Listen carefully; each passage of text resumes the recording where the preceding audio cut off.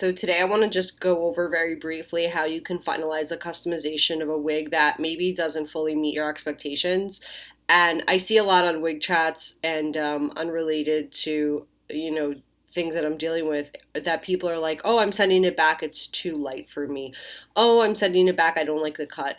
Unless you're selling pre-cuts, if you're ordering a custom from me, then going into it, you're going to know that you might need a color adjustment and you're definitely going to need to have it cut and styled.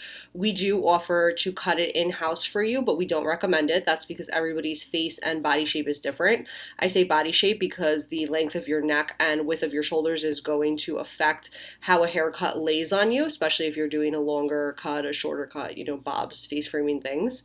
So I always recommend that when you get the wig, go take it to your regular hairstylist, somebody that knows what you like, knows your style, and that can cut it for you. And if you are going through chemo treatments and you've lost your hair, I recommend going to somebody who previously did your hair that you're comfortable with. If you don't have somebody that you necessarily are comfortable with, you don't need to take the wig to a wig specialist necessarily. You can have pretty much almost anybody cut it on your head because if you wear the wig, it is the same type of shaping as regular hair. There's nothing really.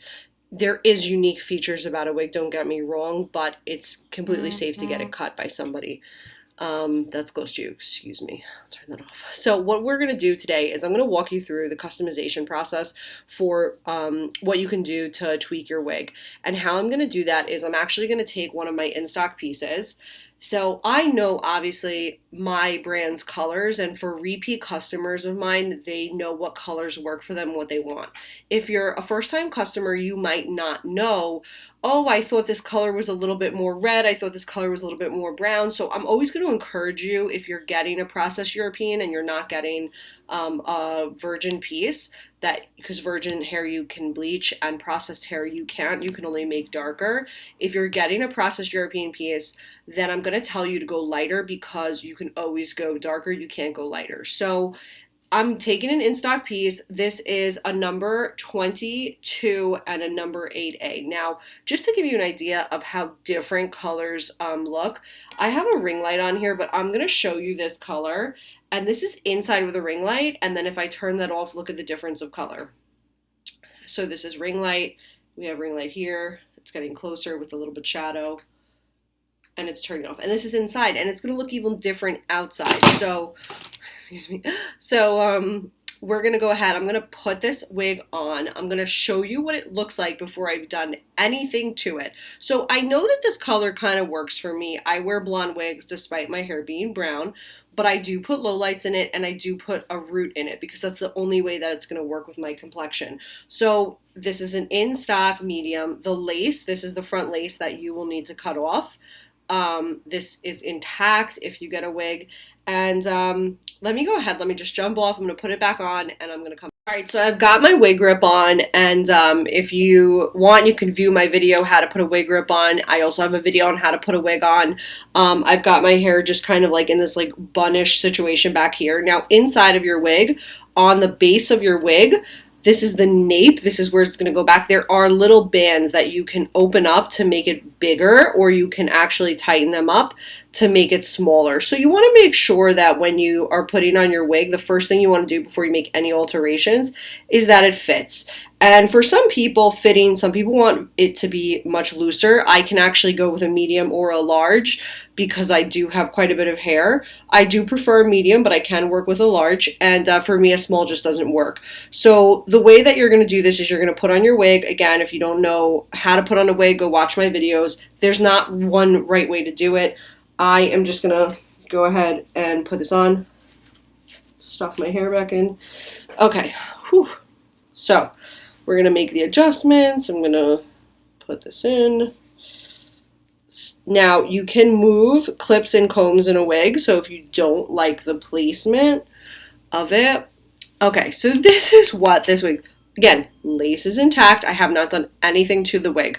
I'm simply putting it on. I'm making sure that it fits. I'm making sure that it covers the back of my head, that all my hair is able to fit. It's not suffocating me. On these wigs, they're lace front ear, like lace front ear to ear lace, so there's no heavy ear tabs. If you don't know what an ear tab is, don't worry. But you just want to give it like a nice little tug. Make sure it's not flying off your head.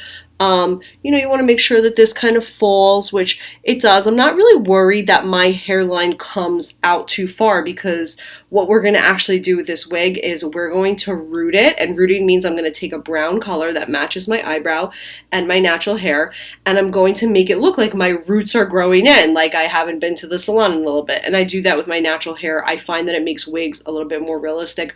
You do not have to do this. It is my personal style. If you've seen my other videos with wigs, the way that I get away with having blonde wigs is by having a root. So I don't mind so much that there's some hair. You could have somebody ventilate in to match your hairline. Some people have widow's peaks. They add a little bit of hair to match it. Some people pull out hair. They cut the lace back. There's a lot of things you can do with wigs, but not to overwhelm you, I just want to walk you through the process of the manipulation and finalization of a custom order. And I think it's really important for people to understand that there are so many beautiful wigs out there, and it's almost impossible to get a wig out of the box that is like exactly what you're looking for.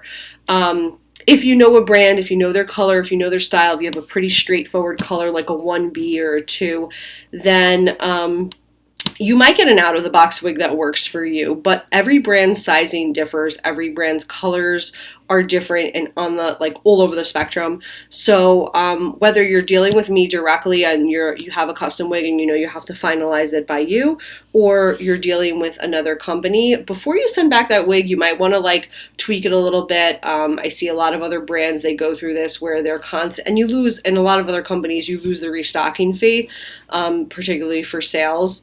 If you buy a wig, they charge a restocking fee because they have to rewash it and relist it and things like that. So we're going to go ahead and I'm going to take this off, and I'm going to start with rooting it and throwing in some lowlights, and I'll show you a glimpse of that process, and then we'll come back. Hey guys, so as you can see, I basically have cut and styled my wig, and this is the finished product of color.